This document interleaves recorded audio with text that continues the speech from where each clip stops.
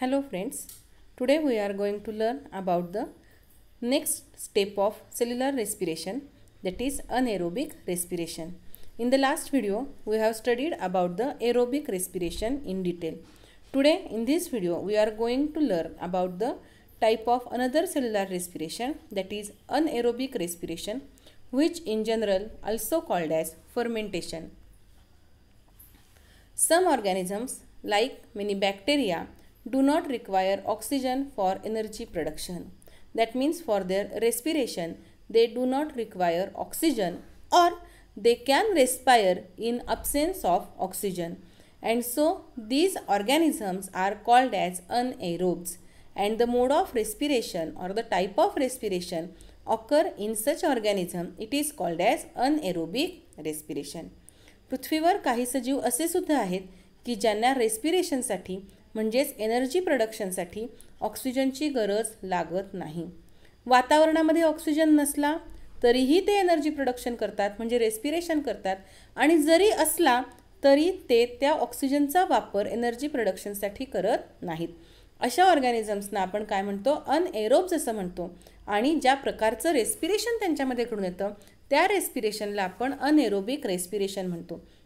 खाली आपल्याला काही बॅक्टेरियाची चित्र दिसत आहेत, स्पेशली यीस्ट सेल्स आपल्याला दिसत आहेत जे आपल्या ओळखीचे आहेत, which are the anaerobes which carry out anaerobic respiration. Now let's study about the anaerobic respiration.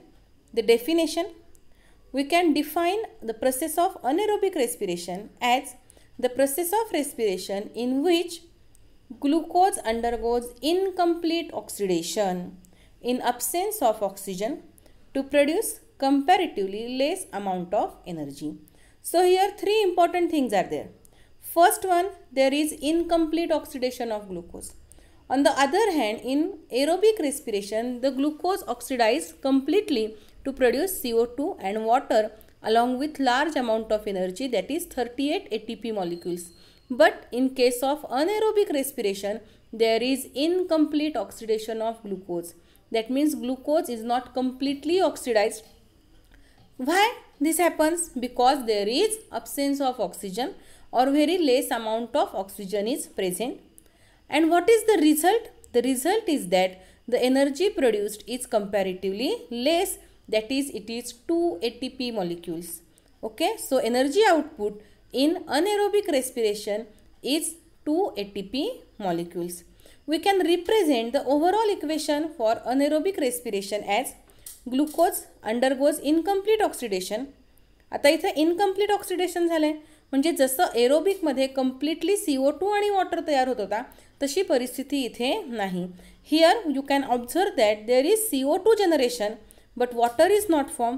Energy is produce but as said this energy is comparatively less, that is 2 ATP, and the product form are organic acids or alcohols. Either organic acids are produced or alcohols are produced. Now the nature of organic acids we will learn in some seconds. Then you can observe the complete equation. The next step is nothing but the diagrammatic representation of anaerobic respiration. We can represent the process of anaerobic respiration which is completed in two steps. The one, it is glycolysis, and other one is fermentation. You know that previously we have studied about glycolysis. This glycolysis takes place in the cytoplasm. And the next step, which is not the cellular aerobic respiration, it is nothing but the fermentation, which mainly occurs in absence of oxygen. So you should understand that the fermentation is the process which occurs in absence of oxygen mainly. Glycolysis is common for both aerobes and anaerobes. On the other hand, fermentation is the process which strictly occurs in absence of oxygen. Now let's study step by step. The first step of the anaerobic respiration is glycolysis. In this process, a molecule of glucose is oxidized. That means glucose is oxidized. How it is oxidized? It is oxidized step by step with the help of enzymes. And what are the products? The products are nothing but 2 molecules of pyruvic acid, 2 molecules of ATP, along with 2 molecules of NADH2. So same as that of the aerobic respiration. And the next step, which is different, it is nothing but the fermentation. So what is fermentation? The fermentation is the process in which pyruvic acid produced as a result of glycolysis is converted into either organic acid and alcohol with the help of some enzymes. So both aerobic and anaerobic respiration, these are biochemical processes. That means enzymes are involved in the process. Same way, fermentation is also the enzymatic reaction which strictly occurs in absence of oxygen. So here we are showing the schematics for fermentation, where glucose is converted into pyruvic acid. During this process, 2 ATP molecules are produced. Water is produced at the end of glycolysis, and if there is no oxygen available, then this pyruvic acid may get converted into organic acid, which is generally the lactic acid, and it may get converted into alcohol, which is nothing but the ethanol. You should observe this diagram carefully. When lactic acid is produced, the type of fermentation is called as lactic acid fermentation. When ethanol is produced, the type of fermentation, it is called as alcohol fermentation. So alcohol fermentation is carried out by means of yeast cells. On the other hand, lactic acid fermentation is carried out with the help of some bacteria, mainly the lactic acid bacteria. The other important thing is that the lactic acid fermentation is also conducted under some conditions in the human muscle cells. Which are those conditions? We will study it later. So here you should remember that there are 2 types of fermentation: lactic acid fermentation and alcohol fermentation. The lactic acid fermentation, the product form is lactic acid, and as a result of alcohol fermentation, the product form is ethanol. You understand it? Then next, here we are showing some pictures, that means the products of lactic acid fermentation, which is mainly caused by lactobacilli or lactic acid bacteria. इथे आपल्याला दिसत आहेत काही products, त्याच्यामध्ये आपल्याला curd आहे, yogurt आहे, चीज आहे, त्याच्यानंतर बटर आहे, ह्यासारखे काही डेअरी प्रोडक्ट्स आहेत. आणि त्याच्यानंतर alcoholic fermentation which is mainly used in industries. इथे आपण एक जरासा डिटेल चार्ट दाखवलेला आहे, जस्ट तुमच्या लक्षात यावं म्हणून की जसं इथे लॅक्टिक ॲसिड आहे तसंच अल्कोहोल बेस्ड प्रोडक्ट्स काही तयार होतात, जसं अल्कोहोलिक बिव्हरेजेस आहेत, त्याच्यानंतर काही ऑर्गॅनिक ॲसिड्स आहेत, बरोबर आहे. असे वेगवेगळे प्रोडक्ट्स हे इंडस्ट्रियली प्रोड्यूस होतात. ह्याच्यामध्ये प्रोडक्ट मेन हे अल्कोहोल आहे आणि त्याचबरोबर इतर काही ऑर्गॅनिक ॲसिड्स, व्हिटॅमिन्स, व्हिनेगारसारखे पदार्थ, केमिकल्स इथे तयार होतात. ओके. देन नेक्स्ट, मी मगाशी म्हटलं की ऑक्सिजन अब्सेंट असेल, ऑक्सिजनची कमतरता असेल तर काय होतं, अनएरोबिक रेस्पिरेशन कंडक्ट केलं जातं. पण जनरली हे अनएरोबिक रेस्पिरेशन आपल्याला कोणत्या सजीवांमध्ये दिसून येतं? So it is mainly observed in the micro organisms just like bacteria. Mainly आपल्याला बॅक्टेरियामध्ये अशा पद्धतीचं अनएरोबिक रेस्पिरेशन दिसून येतं. पण कधी कधी काय होतं, जर सराउंडिंग कंडिशन्समध्ये ऑक्सिजनची कमतरता असेल, if there is depletion of oxygen level in the surrounding, then at that condition some higher plants, that means angiosperms, flowering plants जे आहेत आपल्या आजूबाजूला असणारे असे हायर प्लांट्स, ॲनिमल्स काही आणि काही एरोबिक मायक्रो ऑर्गॅनिझम्स, दे रेस्पायर अनएरोबिकली. त्यांच्यामध्ये जनरली काय होतं, एरोबिक रेस्पिरेशन होतं हायर प्लांट्समध्ये. जसं आपण बघतो की कळ्या ज्या आहेत फुलांच्या, त्यांच्यामध्ये रेट ऑफ रेस्पिरेशन जास्त आहे. ही एक गोष्ट जाता जाता लक्षात ठेवायची आहे की हायर प्लॅन्ट्स, आता तुम्ही म्हणाल प्लॅन्ट्समध्ये रेस्पिरेशन ॲनिमल्स एवढं ठळक दिसत नाही, किंवा ब्रीदिंग प्रोसेस ज्याला आपण गॅशियस एक्सचेंज म्हणतो की इंटेक ऑफ ऑक्सिजन आणि रिलीज ऑफ CO2 हा फारसा प्रॉमिनंटली दिसून येत नाही. पण ही गोष्ट नीट लक्षात ठेवायची आहे तुमच्या NTSच्या परीक्षेसाठी की प्लांट सेलमध्ये 2 सेल्स किंवा 2 सेल ऑर्गनल नाही, 2 प्लांट ऑर्गन्स जे आहेत हे आपण काय करतो, खूप ठळकपणे वापरतो रेस्पिरेशनचा प्रयोग अभ्यासण्यासाठी, किंवा during respiration CO2 is evolve हे अभ्यासण्यासाठी आपण जे प्लांट पार्ट वापरतो त्याच्यामध्ये एक आहे बड, कळी, फुलांच्या कळ्या जर आपण कोनिकल फ्लास्कमध्ये घालून ठेवले, आपल्याला हा प्रयोग आहेच आहे, एक्सपेरिमेंट एक्सप्लेन करत असताना मी ते तुम्हाला विचारणार आहे, तुम्ही लक्षात ठेवायचं आहे नीट. सो बर्ड कंडिशन्समध्ये जे फ्लावर्स आहेत म्हणजे बर्ड्स आहेत ते रेस्पिरेशन करतात एरोबिक, जिथे CO2 रिलीज होतं. आणि त्याचबरोबर जे जर्मिनेटिंग सीड्स आहेत त्यांच्यामध्ये सुद्धा आपल्याला रेस्पिरेशन म्हणजे रिलीज ऑफ CO2 हा क्लिअर कट दिसून येतो. सो प्लॅन्ट्समध्ये अशा पद्धतीने हायर प्लॅन्ट्समध्ये आपल्याला बर्ड्स असतील, फ्लावर बर्ड्स असतील, जर्मिनेटिंग सीड्स असतील, ह्यांच्यामध्ये एरोबिक रेस्पिरेशन दिसून येतं. मगाशी मी म्हटलं तसं ॲनिमल्स असतील, ह्या ॲनिमल्समध्ये muscle cells in some critical conditions they undergo anaerobic respiration and sometimes the aerobic microorganisms also undergo anaerobic respiration because of depletion of oxygen. depletion म्हणजे कमतरता.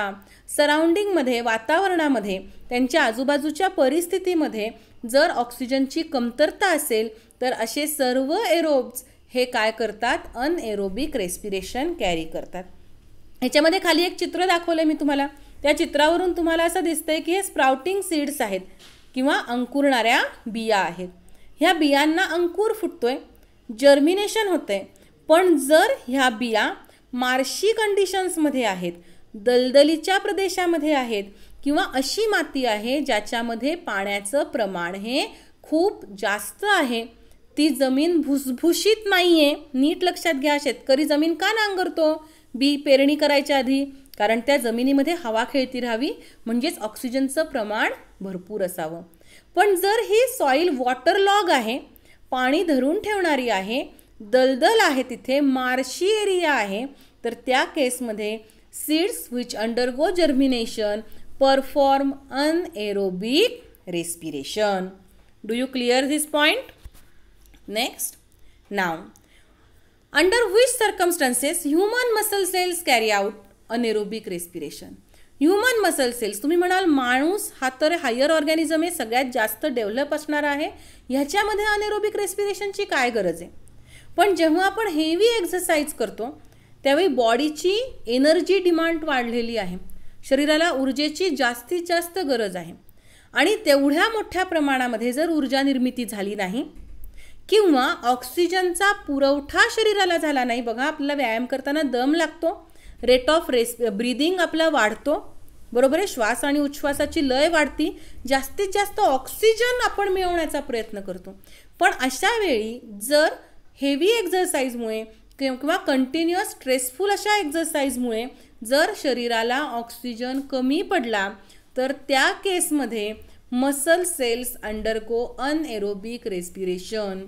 मसल सेल्समध्ये काय दिसून येतं आपल्याला? अनएरोबिक रेस्पिरेशन होतं. म्हणजे खाल्लेलं जे ग्लुकोज आहे, जे थोडंसं पुढे जाऊयात आपण, मसल्समध्ये ग्लायकोजन स्टोअर केले जातात. एक्सेस ऑफ ग्लुकोज बॉडीमधलं जे आहे ते मसल्समध्ये स्टोअर केलं जातं, पण ग्लायकोजनच्या रूपामध्ये. ह्या ग्लायकोजनचं रूपांतर शरीर लगेच कशामध्ये करतं? ग्लुकोजमध्ये करतं. ह्या ग्लुकोजचं रूपांतर पायरुव्हिक ॲसिडमध्ये होतं आणि pyruvic acid undergoes fermentation to produce lactic acid. So the product form by anaerobic respiration of the muscle cells is nothing but the lactic acid and this lactic acid get accumulates in the muscle. आता पुढे काय होतं बघा, lactic acid तयार झालं, 2 ATP release झाल्या, शरीराला energy मिळाली, पण इथे कुठलाही व्होलाटाईल वेस्ट नाही आहे. CO2 तयार झालेला आहे किंवा म्हणजे तो उच्छ्वासावाटे बाहेर गेला बाबा, H2O तयार झालं, बॉडीच्या मेटाबॉलिक ॲक्टिव्हिटीजमध्ये वापरलं गेलं, असं होत नाही. इथे काय तयार होतं? लॅक्टिक ॲसिड तयार होतं. मग हे लॅक्टिक ॲसिड शरीरात जाणार कुठे? This lactic acid get accumulated in the muscle सेलमध्ये टेम्पररी पिरियडसाठी, फार जास्त पिरियडसाठी नाही, नंतर ते बॉडीच्या मेटाबॉलिक सायकलमध्ये पुन्हा रियूज केलं जातं, पण टेम्पररी पिरियडसाठी हे लॅक्टिक ॲसिड मसल सेलमध्ये ॲक्युम्युलेट होतं आणि आपल्याला क्रॅम्प येतो. बघा, बऱ्याच जणांनी ही कंडिशन ऑब्झर्व केली असेल. त्यातल्या त्यात जे धावपटू आहेत, खेळाडू आहेत, त्यांच्यामध्ये ही कंडिशन्स खूप दिसून येते. किंवा सिव्हिअर विकनेस असेल तर त्या केसमध्ये सुद्धा आपल्याला मसलमध्ये म्हणजे पायाच्या पोटरीमध्ये जनरली क्रॅम्प आपल्याला आलेला दिसून येतो. हा क्रॅम्प कशामुळे येतो? Because of production of the lactic acid. And so that we feel tired. तुम्ही ज्यांनी क्रॅम्प अनुभवला आहे त्यांना हे माहितीच असेल की तो क्रॅम्प येऊन गेला, तो परमनंटली राहत नाही, हे पण तुम्हाला माहिती आहे. थोडंसं आपण त्या भागाला चोळलं, एक्सटर्नली हीट दिली की तो लॅक्टिक ॲसिड किंवा तो क्रॅम्प जो आहे हा हळूहळू काय होतो, बॉडीमध्ये मिक्स होऊन जातो किंवा रियूज होतं हे लॅक्टिक ॲसिड बॉडीच्या मेटाबॉलिक सायकलमध्ये मेनली. पण द सेल्स गेट फटीग. ते लॅक्टिक ॲसिड ॲक्युम्युलेट करण्यासाठी जी एक्स्ट्रा एनर्जी बॉडीला यूज करावी लागते त्याच्यामुळे सेल्स काय होतात, फटीग होतात. सेल्समध्ये थोडीशी एनर्जीचा लॅक जाणवतो, थोड्या वेळासाठी we feel tired. Okay, so ही गोष्ट नीट लक्षात ठेवायची आहे. ह्युमन मसल सेलमध्ये अनेरोबिक रेस्पिरेशन घडून येतं आणि त्यावेळी प्रोड्यूस होणारा प्रॉडक्ट कुठला आहे, lactic acid. This is not as such lactic acid fermentation. हे खरं खुरं लॅक्टोबॅसिलायमुळं झालेलं लॅक्टिक ॲसिड फर्मेंटेशन नाही. लॅक्टिक ॲसिड दोनदा प्रोड्यूस होतं. डेअरी प्रॉडक्ट्स आहेत, मगाशी मी तुम्हाला दाखवलं तसं. जर योगर्टचं फॉर्मेशन आहे, आपल्याला 8वा धडा आहे त्याच्यामध्ये तुम्ही हे शिकणार आहात. योगर्ट आहे, कर्ड आहे, त्याच्यामध्येही लॅक्टिक ॲसिड तयार होणार आहे, but it is because of the activity of lactobacilli. And in case of human muscle cell lactic acid is produced, but it is not because of the action of lactobacilli. It is because of just to produce the supportive energy or to fulfill the energy requirement of the body. Is it clear? Okay. Some other examples of anaerobic cells. काही इतर examples आपण अभ्यासणार आहोत. ह्याच्यामध्ये mainly आहेत human intestinal parasites. You know it, parasites. You have studied it in 9th standard. Okay. So human intestinal parasites, intestine मध्ये reside करणारे parasites, जसे की काही रिंगवर्म आहेत, हुकवर्म आहेत, जिआरडिया सारखा एखादा सूक्ष्मजीव आहे, हे सगळे अनेरोबिकली रेस्पायर करतात. त्यानंतर important thing, human red blood cells, आपल्या शरीरामध्ये असणाऱ्या लाल रक्तपेशी, विच लॅक मायटोकॉन्ड्रिया, त्यांच्यामध्ये मायटोकॉन्ड्रिया नाही. जनरली सगळ्या सेलमध्ये जे सेल ऑर्गनल्स आहेत त्याच्यामध्ये मायटोकॉन्ड्रिया आहे, पण काही सेल ऑर्गनल्स आहेत त्यांच्यामध्ये मायटोकॉन्ड्रिया नाही. आणि त्याच्यापैकी एक म्हणजे human red blood cells which respire anaerobically. So remember this. Again another point, during biogas formation there is activity of the methanogenic bacteria which are also called as methanogens, and these methanogens produce biogas, that means methane, because of anaerobic activity. That is, these methanogenic bacteria undergo anaerobic respiration. Just to remember. Then next point. So in short, how anaerobic respiration in living organism takes place. Here glucose is the main substrate which undergoes glycolysis to produce pyruvic acid. This pyruvic acid undergoes fermentation in 3 different ways. The first way is that this pyruvic acid undergoes fermentation to produce alcohol. That means alcoholic fermentation takes place with the help of yeast cell. The second one, that means the type of fermentation which occurred in our muscle cells and erythrocytes. Erythrocytes म्हणजे red blood cells. And the product form is lactic acid. And the other one, that is nothing but the general fermentation which is carried out because of activity of different microorganisms, and that is resulted in the production of the vinegar, vitamins, other organic acids, enzymes, antibiotics, etc. Okay. So here we have discussed about the anaerobic respiration. In the last video we have studied about aerobic respiration, and here there is a schematic representation which shows similarities and differences in aerobic and anaerobic respiration. अतिशय सुंदर figure मी तुम्हाला इथे एक दिलेली आहे की ज्याच्यामध्ये aerobic आणि अनेरोबिक रेस्पिरेशन मधला फरकही दिसतोय आणि सिमिलॅरिटी पण दिसते. आपल्याला अशा प्रकारचे प्रश्न अपेक्षित आहेत. Write any 2 points which are common in aerobic and anaerobic respiration. Difference तुम्ही पाठ करून गेलेलाच असता, तुम्हाला लिहिता येतात, पण विचार कुठे करायची वेळ आहे की त्याच्यामध्ये असणाऱ्या सिमिलॅरिटीज. सो सिमिलॅरिटीज काय आहेत, दोन्हीही प्रकारच्या रेस्पिरेशनमध्ये आपल्याला ग्लायकॉलिसिसची प्रोसेस दिसून येते. दोन्हीही प्रकारचे रेस्पिरेशन्स हे एनर्जी प्रोडक्शनसाठीच आहेत आणि दोन्हीमध्येही काय झालेलं आहे, एनर्जी प्रोड्यूस झालेली आहे. पण मग इकडे 2 ATP आहे, इकडे 38 ATP आहे. साईट याची सायटोप्लाझम आहे, याची साईट ही मायटोकॉन्ड्रिया आणि सायटोप्लाझम आहे. सो तुम्ही बारकाईने हा अभ्यास करणार आहात, ही फिगर अभ्यासणार आहात. Okay. Then the next part, दोन्ही प्रकारच्या रेस्पिरेशनमधून एनर्जी जनरेट होती and this energy is stored in the form of ATP. नाव what is this ATP? How does it work? So ATP is nothing but the energy rich molecules which are stored in our cell. आपल्या सेलमध्ये शरीराची जशी मागणी आहे त्या मागणीनुसार एनर्जीचा पुरवठा करण्यासाठी शरीरामध्ये काही एनर्जी रिच मॉलिक्युल्स हे स्टोअर केलेत.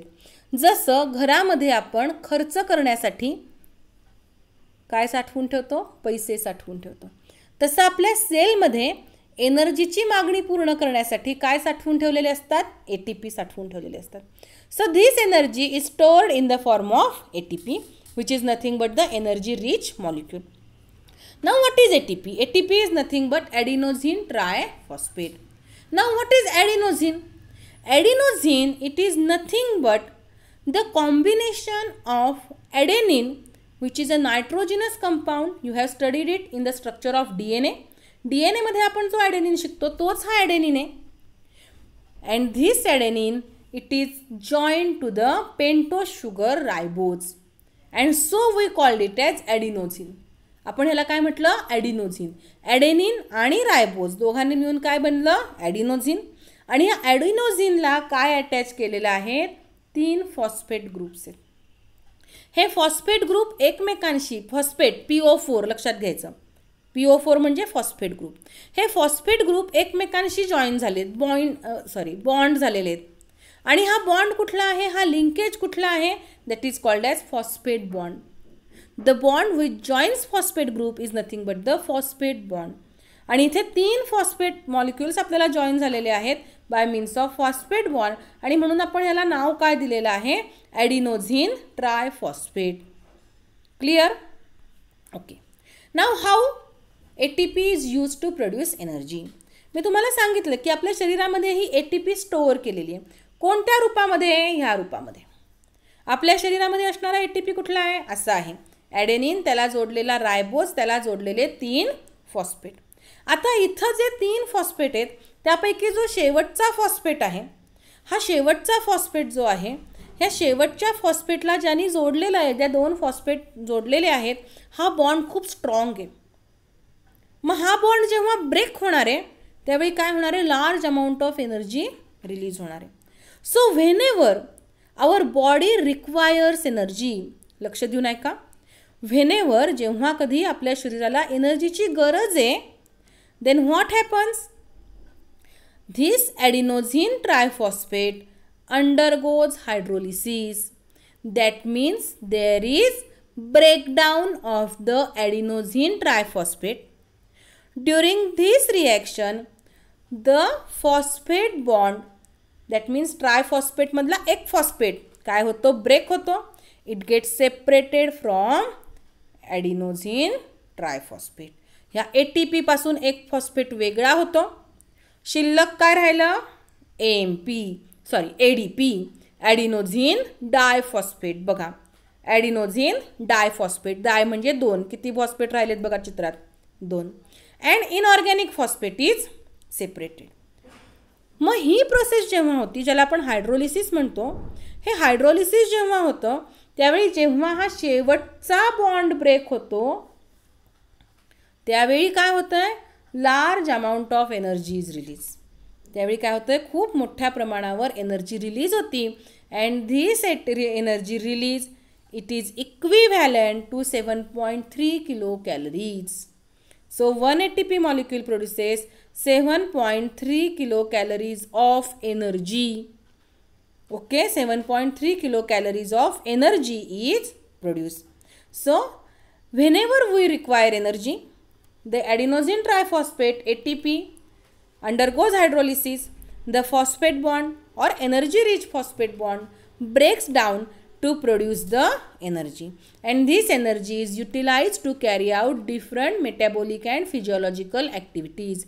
Metabolic activities म्हणजे शरीराच्या अंतर्गत घडून येणाऱ्या ज्या वेगवेगळ्या प्रोसेसेस आहेत, डायजेशन असेल, एक्सक्रीशन असेल, प्युरिफिकेशन ऑफ द ब्लड असेल, यासारख्या क्रियांसाठी फिजिओलॉजिकल प्रोसेसेस, रनिंग आहे, रायटिंग आहे, रीडिंग आहे. रीडिंग करताना सुद्धा आपल्या मेंदूला ऑक्सिजनची गरज असते.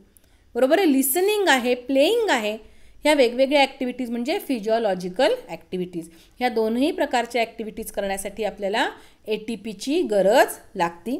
जेव्हा हवा आहे ATP जेव्हा हवा आहे एनर्जी, त्यावेळी ATP ब्रेकडाऊन होतो, ADP तयार होतो, एनर्जी रिलीज होती. आणि जेव्हा शरीराला एनर्जीची गरज नाही आहे पण एनर्जी स्टोअर करून ठेवायची आहे, तेव्हा ह्या ADP बरोबर अजून एक इनऑर्गॅनिक फॉस्फेट कंबाईन होतो आणि ATP तयार होतो. म्हणजे जसं घरामध्ये आपला पैसा आहे, मगाशी मी सांगितलं, खर्च करायचा आहे तर पैसा आपण युटिलाइज करतो. कुठल्याही प्रकारचा खर्च आपल्या डोळ्यासमोर नाही आहे, पण हातामध्ये पैसा आला आहे तर तो आपण स्टोअर करून ठेवतो. शेअर्सच्या रूपात, गोल्डच्या रूपात, प्लॉट घेतो, घर घेतो, जमीन घेतो. आणि जेव्हा आपल्याकडे मोठा एखादा खर्च आहे, पैशाची गरज आहे, त्यावेळी आपण ह्याच्यातली काय करतो, योग्य त्या सोर्सने पैसा उभा करतो. जसं जमिनी विकतो, बरोबर आहे, शेअर्स विकतो आणि पैसा उभा करतो. अशाच पद्धतीने शरीरामध्ये सुद्धा आपण काय करतो, एनर्जी युटिलाइज करतो, एनर्जी प्रोड्यूस करतो. Clear? So ATP is used as energy currency. आपल्याला जर हाचा प्रश्न आला, ATP is used as energy currency, तर पैशाचं उदाहरण सांगायचं नाही. मी ते तुम्हाला समजावं म्हणून सांगितलेलं आहे. व्हाय ATP is used as energy currency? Because whenever we require energy, whenever our body require energy, ATP undergoes hydrolysis, the phosphate bond breaks and energy is released. One ATP releases about 7.3 kilocalories of energy. Okay, and because of this reason ATP is called as energy currency. ठीक आहे, तुम्हाला हे समजलं असेल अशी मी अपेक्षा करते. समजलं नसेल तर तुम्ही मला माझ्या व्हॉट्सअपवर कॉन्टॅक्ट करू शकता. हा व्हिडिओ तुम्हाला आवडला असेल तर ह्या व्हिडिओला लाईक करा, शेअर करा आणि माझ्या चॅनलला सबस्क्राईब करा. धन्यवाद. Good day.